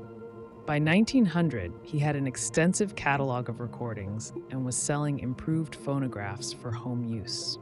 It's worth noting that Edison, despite inventing the phonograph, had no great love of music himself and could barely hear it. He once said he preferred the sound of speech recordings to music. Nonetheless, he realized that music was what sold, and so he made sure his companies recorded plenty of popular tunes. For decades, Edison's name remained synonymous with the phonograph, just as it was with light bulbs. Another major pursuit of Edison's in the 1890s was in the realm of motion pictures. The idea of capturing moving images had been sparked by the pioneering work of Edward Muybridge, who in the 1870s had photographed a galloping horse in a series of stills and others. In 1888, Edison sat for a conversation with Muybridge, which planted the seed that perhaps pictures could be made to move as the phonograph recorded sound. Edison set his talented assistant, William K. L. Dixon, to work on this concept. Over several years of intense experimentation, they devised the kinetograph, motion picture camera, and the kinetoscope, peephole viewer. By 1891, Edison and Dixon had a working system. The camera took rapid photographs on a strip of flexible celluloid film, 35 millimeters wide, a standard that still endures, and the viewer allowed a single person to watch the resulting film by looking through a magnifying lens at the strip as it ran past, illuminated by a lamp. In 1893, on the grounds of the West Orange Lab, Edison built the world's first motion picture studio, often called the Black Maria. It was essentially a shack covered in black tar paper, mounted on a turntable to angle it toward the sun as needed, since sunlight was the best light source for early filming. Inside this cramped studio, Edison's team began producing some of the earliest motion pictures in history. They were short films, just a few seconds or minutes long, simple scenes like a man sneezing, the famous Fred Ott's sneeze from 1894, or vaudeville acts, dancers, acrobats, and strongmen performing, or recreations of humorous sketches. In one film, a man, Dixon himself, played the violin while two men danced, an experimental sound film. In another, the famous sharpshooter Annie Oakley took aim and shot holes in tiny targets. Edison's motion picture inventions were patented, and by 1894, he began commercial exploitation of them. Kinetoscope parlors opened. A typical parlor had a row of wood cabinet machines, each showing a different short film to one viewer at a time for a coin. These were a sensation in the mid-1890s. People marveled at the moving images. Boxers sparring, a blacksmith's hammer striking an anvil in rhythmic motion. One of the first films, Blacksmithing Scene from 1893, showed three blacksmiths hammering and passing around a bottle of beer. And comedic moments like the Serpentine Dance, where a dancer's flowing skirts, hand-tinted in color, mesmerized viewers. In 1903, Edison's studio produced a narrative film that truly captivated audiences, The Great Train Robbery. Directed by Edwin S. Porter, this 10-minute silent film dramatized a Western train heist with bandits and a posse chase, a far cry from the static one-act vaudeville snippets earlier. It's often credited as the first American action film. When The Great Train Robbery was shown in theaters, using a projector by then, as the technology had moved from individual kinetoscopes to large-screen projection, audiences were thrilled. In one famous scene, a gunman fires his six-shooter directly at the camera. Unprepared viewers ducked or screamed, thinking for an instant that they might be in actual danger. Such was the realism of the moving image, a completely new experience. The success of this film proved that motion pictures could tell stories and entertain on a grand scale. Edison, who by this time had moved to adopt projection, using technologies like the Vitascope, which he acquired from inventors Thomas Armet and C. Francis Jenkins, found himself at the helm of one of the earliest movie studios. The motion picture industry that Edison helped birth grew explosively. By 1908, to control competition, Edison led the formation of the Motion Picture Patents Company, often called the Edison Trust, which pooled patents from Edison and a few other major film producers and tried to dominate the production, distribution, and exhibition of films. Independent filmmakers, many of them in New York and Chicago, balked at the trust's restrictions and fees. To escape Edison's patent enforcers, who sometimes literally seized cameras or film reels from independents, a number of filmmakers moved to Southern California, where judges were less sympathetic to Edison's claims and where it was easier to evade legal injunctions. Thus, the seeds of Hollywood were planted partly in defiance of Edison's attempts at monopoly. By the 1910s, studios in Hollywood and other locations were making films outside the patents company, and Edison's influence in the movie business waned. He eventually left the film industry around 1918, as the era of feature-length films and a new generation of filmmakers firmly took hold. Nonetheless, Edison's pioneering work in the 1890s was crucial in establishing the technology and the medium of cinema.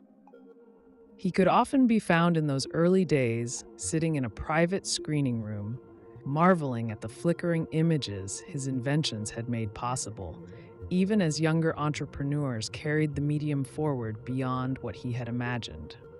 Even while Edison was pushing into motion pictures and sound, he continued to chase new ideas in pure science and technology. One area he became fascinated with was the newly discovered phenomenon of X-rays. In 1896, when Wilhelm Röntgen's discovery of X-rays, or Röntgen rays, became world news, Edison immediately saw potential for a new machine, a fluoroscope that could use X-rays to see inside the human body for medical diagnosis. He began experiments to find the best material that would glow under X-ray exposure and designed one of the first fluoroscopes. Working with him was his trusted glassblower assistant, Clarence Madison Daly. For months, Edison and Daly bombarded materials and themselves with X-rays, trying to make sharper and clearer live images. Edison, ever enthusiastic, didn't realize the danger. Daly faithfully held his hands in front of the X-ray tubes, developing plates and testing Edison's fluoroscopic screens repeatedly. Over time, Daly's hands began to show alarming signs of injury: hair loss, red sores, skin that would not heal. X-rays, it turned out, were destroying his tissue. One day, Daly removed his hands from the apparatus, and Edison noticed the skin was peeling and the flesh looked as if it had been burned. Edison had been peering into the glowing screen and had even remarked on occasion that his eyes were bothering him and he felt X-rayed out. With Daly's condition worsening, Edison halted the X-ray experiments at once. He famously said, "I am afraid of radium and X-rays," acknowledging that these new rays were too dangerous to tamper with casually. Tragically, Clarence Daly developed aggressive cancers in his arms from the radiation exposure. Despite amputations, he died in 1904, the first American known to have died from X-ray exposure. Edison was shaken by Daly's fate and thereafter abandoned research into X-rays and radioactive materials entirely. It was one of the rare instances where Edison confronted the limits of experimentation, realizing that some new forces of nature required caution and that his usual trial and error approach could carry severe human costs. He later admitted that he wished he'd never seen X-rays. Another field Edison plunged into around the turn of the century was energy storage, specifically the electric battery. With the rise of early automobiles in the late 1890s, many of which were electric cars at first, and the need for better power sources for electric railroad signals and other applications, Edison thought he could devise a new type of storage battery far superior to the heavy lead-acid batteries of the day. Beginning around 1899, he began work on an alkaline battery, one that would use alkaline electrolytes and electrodes of nickel and iron, which he believed would be lighter, more durable, and hold a greater charge. This project proved to be one of the most challenging of his career. Edison and his team tested literally thousands of combinations of materials. They tried different compositions for the electrodes: nickel hydrates, iron oxides, cadmium, and countless additives. They tried electrolytes from potassium hydroxide, alkaline, to various chemical cocktails. The West Orange lab turned into a battery factory of experimentation. Years passed, and the Edison cell was not yet performing as hoped. It would charge and discharge, but early versions were prone to problems like the active material flaking off the electrodes or the electrolyte carbonating and losing strength. Edison's employees grew frustrated. At one point, after a particularly disappointing test, a technician exclaimed, "All these months of work, we've got nothing to show. We've failed, Mr. Edison, failed 5,000 times." Edison, who by now had salt and pepper hair and the same fire in his gray-blue eyes, gave the fellow a reassuring grin. "Failed?" he echoed. "I have not failed. We've just found 5,000 ways that won't work." In Edison's view, every eliminated possibility was a step closer to the solution. He and his chemists pressed on. They tested 6,000, 7,000, 8,000 combinations, making incremental improvements. The battery quest stretched into 1903, with Edison sinking a small fortune into it. Many a night he stayed late measuring cells' performance. Finally, after nearly 10,000 experiments, Edison did it. He developed a battery with nickel oxide as the positive electrode, iron as the negative electrode, and potassium hydroxide as the electrolyte, the nickel-iron alkaline battery. It wasn't perfect, but it was robust and rechargeable. In tests, it proved far more durable than lead-acid batteries. It could be recharged many hundreds of times without significant degradation. By 1909, Edison was manufacturing and selling these Edison storage batteries. They found use in mining lamps, safe for miners because they didn't spill acid, in railroad signals, and even in some early electric delivery trucks and cars. Henry Ford, Edison's close friend, initially planned an electric car around 1914 using Edison's batteries, and though that particular venture didn't go far due to improvements in gasoline cars, Edison's batteries were used in other vehicles and remained in production for decades. They were heavy but extremely long-lasting. Some original Edison batteries still function over a century later in museums. In developing the battery, Edison once again demonstrated his hallmark traits: patience, perseverance, and an unshakable optimism. He quipped that he had never worked on anything so hard in his life as that battery. He was in his mid-50s by then, with the same relentless work ethic he'd had as a young telegrapher. And when at last the batteries began rolling out successfully, he took great pride in them. He had reason to. Versions of the Edison nickel-iron battery continued to be used for particular applications throughout the 20th century. Though Edison was famed as a solitary genius in the public imagination, by the early 1910s, he was part of a fraternity of great American inventors and industrialists. Chief among them was Henry Ford, the automobile pioneer. Ford had idolized Edison since meeting him at a conference in New York in 1896, when Ford was an unknown automobile engineer, and Edison, then in his late 40s, had enthusiastically encouraged Ford's idea of a gasoline automobile. At that 1896 dinner, when Ford explained his prototype internal combustion engine, Edison banged his fist on the table and said, "Young man, that's the thing! You have it! Your car is self-contained and carries its own power plant," giving Ford the encouragement that spurred him onward. The two men became personal friends in the ensuing years, bonding over their mutual love of invention and mechanics. In the mid-1910s, Edison, Ford, and tire magnate Harvey Firestone, along with naturalist writer John Burroughs, formed a famous camping group known as the Vagabonds. Almost every summer from 1916 to 1924, this quartet of famous friends would load up a caravan of Ford automobiles and venture into the American countryside for a 2-week camping trip. They sought to get away from civilization and reconnect with nature, albeit with a bit of luxury. They brought cooks and equipment along. There are wonderful photos of these journeys. Edison in a simple work shirt and suspenders, sitting by a campfire brewing coffee, Ford and Edison laughing together under the trees, Firestone serving up a pancake breakfast on a cast-iron griddle for his companions. One warm evening in 1921, deep in the woods of the Great Smoky Mountains, the Vagabonds sat around a crackling campfire. The sun had set and a million stars glittered overhead. Henry Ford poked the fire with a stick, sending a swirl of embers upward. In the orange glow, the faces of Edison and the others appeared almost ghostly. They traded stories as old friends do. Ford loved to prompt Edison to reminisce. "Tom," he said, "tell us about the time you set that railroad car on fire." Edison chuckled and launched into the tale of his boyhood baggage car laboratory and the accidental phosphorus fire, a story he had told many times, but his friends never tired of hearing it. Harvey Firestone laughed so hard at Edison's description of the furious conductor that he nearly spilled his tin cup of coffee. Even the usually stoic Burroughs grinned.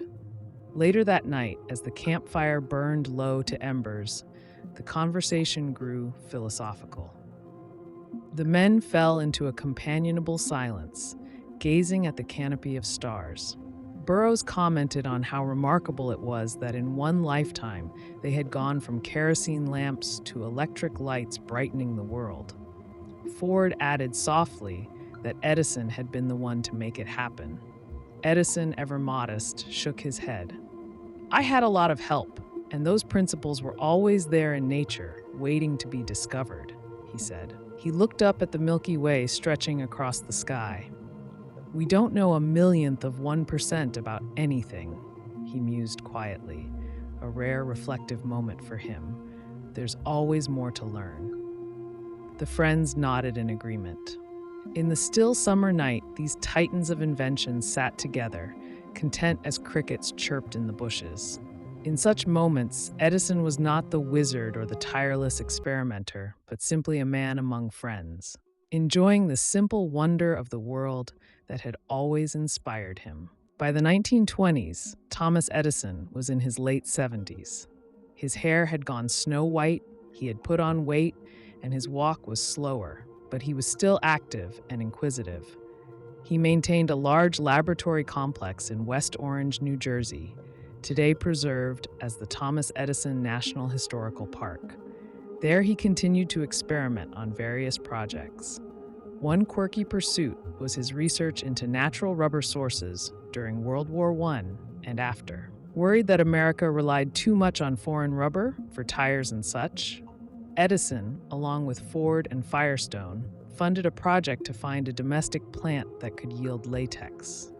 In his 70s, Edison oversaw acres of experimental crops in Florida, testing goldenrod and other plants for rubber content. Eventually, he identified a type of milkweed, goldenrod, that produced a decent amount of latex when cultivated intensively. Though this project did not revolutionize the rubber industry, synthetic rubber and resumed foreign trade solved the problem during World War II. It was yet another example of Edison's ceaseless quest to find practical solutions to big problems.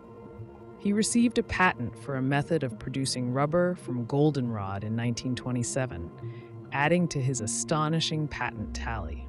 In 1927, the aging Edison was invited to be a guest of honor at a celebration of light in Dearborn, Michigan. His old friend Henry Ford had constructed a replica of Edison's Menlo Park laboratory in his Greenfield Village museum complex, going so far as to use many of the original bricks and items that Ford had lovingly gathered.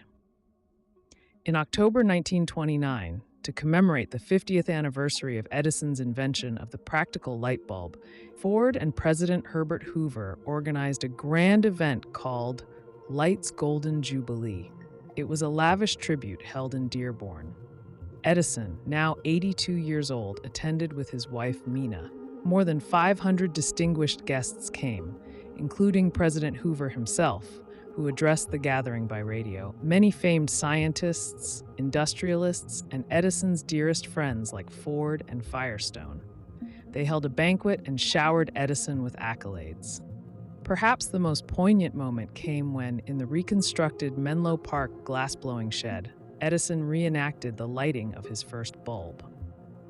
At the exact hour of the anniversary, Edison, with trembling hands, turned a replica of his original light switch.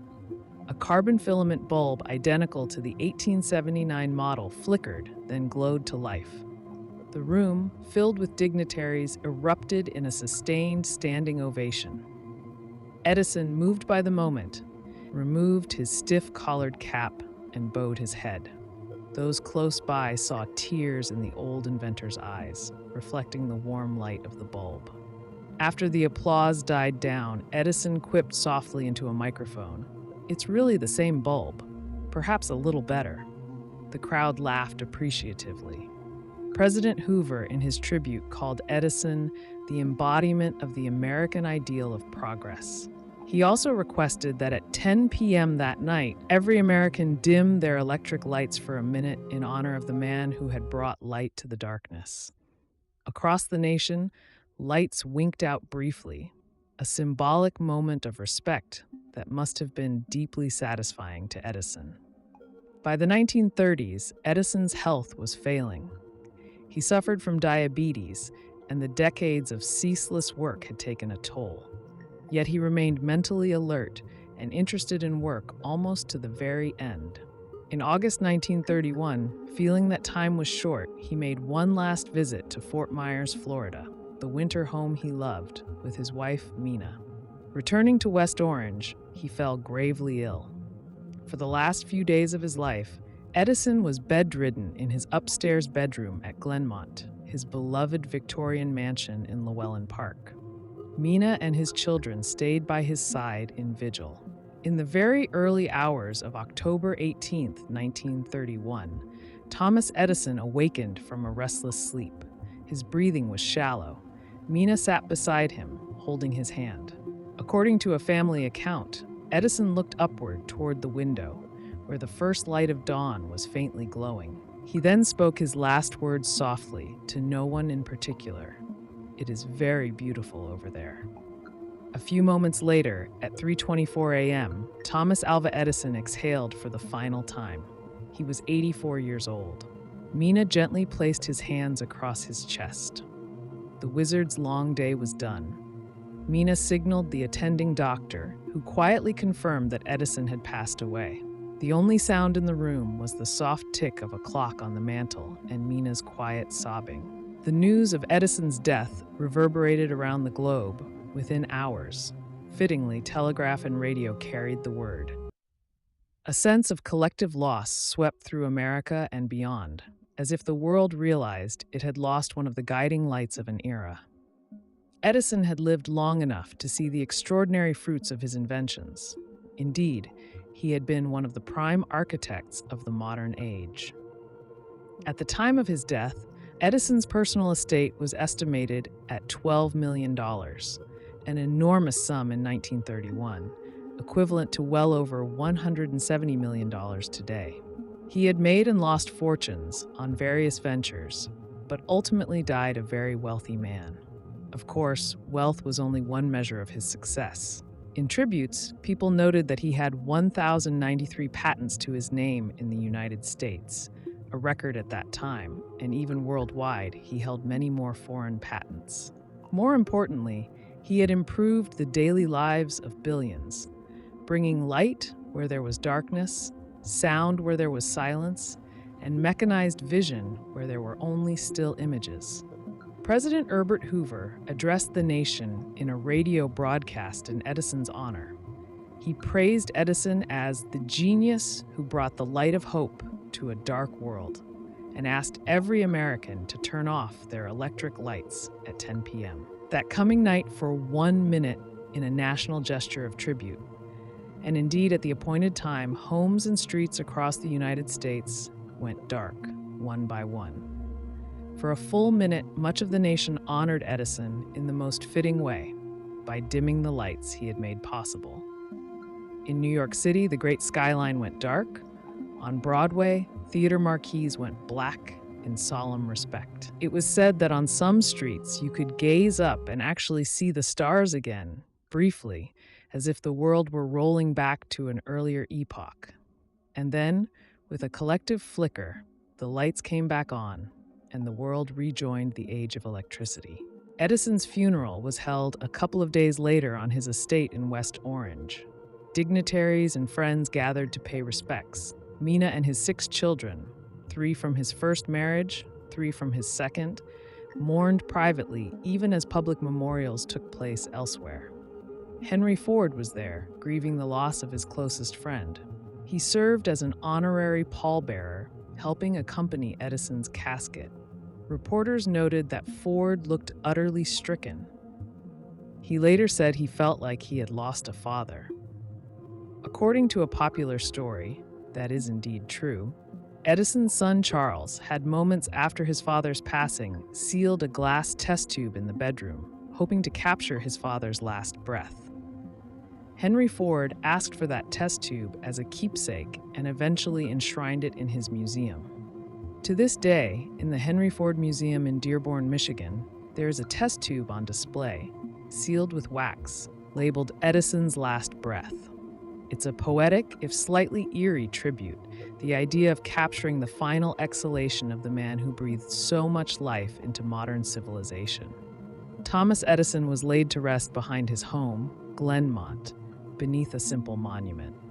Mina outlived her husband by 16 years, passing away in 1947. In those years, she dedicated herself to preserving Edison's legacy, helping to catalog his papers, opening their home for commemorations, and ensuring that the Edison Laboratory Complex and memorabilia would be safeguarded for posterity. She understood, perhaps better than anyone, the the magnitude of Edison's contributions and felt it her duty to protect his memory. In the decades after his death, the world that Edison had helped create only continued to grow in reliance on his inventions. The electrical grids expanded worldwide, ultimately favoring AC for transmission, but using Edison's incandescent lamps in billions of sockets for over a century. The recorded music and film industries, seedlings that Edison planted, blossomed into enormous trees, shading the entire globe with culture and entertainment. Every electric light bulb, every phonograph record, every film projector owed something to Edison's pioneering work. Long after his passing, Edison's legacy shines on.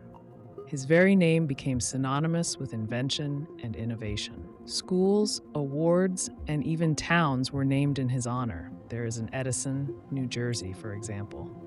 When people speak of a sudden inspiration, they might imagine a light bulb switching on above their head, an image straight from Edison's genius with the lamp. Edison did not merely invent devices. He invented a new template for modern innovation. The research lab, staffed with talented assistants, focused on practical outcomes that people would use. Generations of innovators after him drew inspiration from his example. The notion that you could systematically create new technology that would reshape society, that was Edison's gift to the future. It's often noted that Edison's life spanned an extraordinary era of change. He was born at a time, 1847, when travel was by horseback or steam train, news traveled by telegraph at best, nights were lit by flickering flames, and the marvel of the age was perhaps the railway or the mechanical looms of the Industrial Revolution. He died in 1931 in a world of speeding automobiles and airplanes, radio broadcasts, talking motion pictures, recorded music in people's homes, and entire cities glittering with electric light.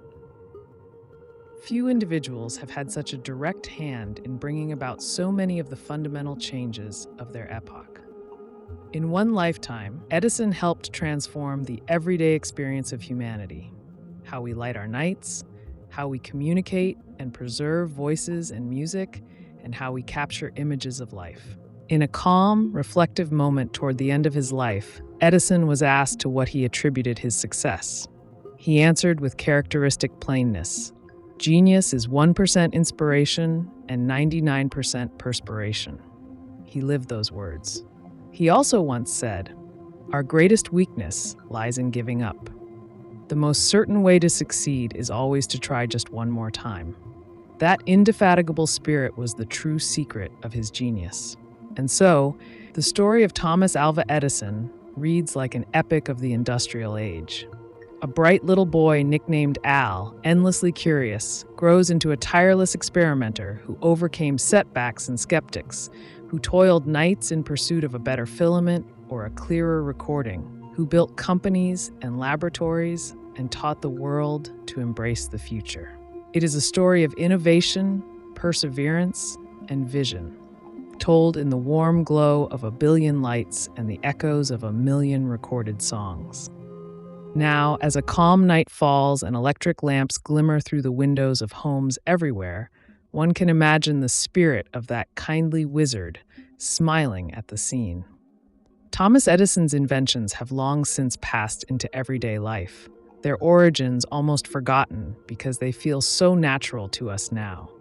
But in this bedtime hour, as you perhaps switch off the light, an incandescent bulb that is a great-great-grandchild of Edison's first lamp, and settle down, consider for a moment the astonishing journey of the man who once captured light in a bottle and gave it to the world.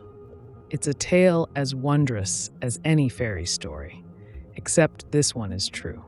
Edison's life was his greatest invention, and through it he taught the world that with curiosity, hard work, and perseverance, even the darkest night can be turned into light. You've been listening to Wispy History, where the past whispers and time stands still for a little while.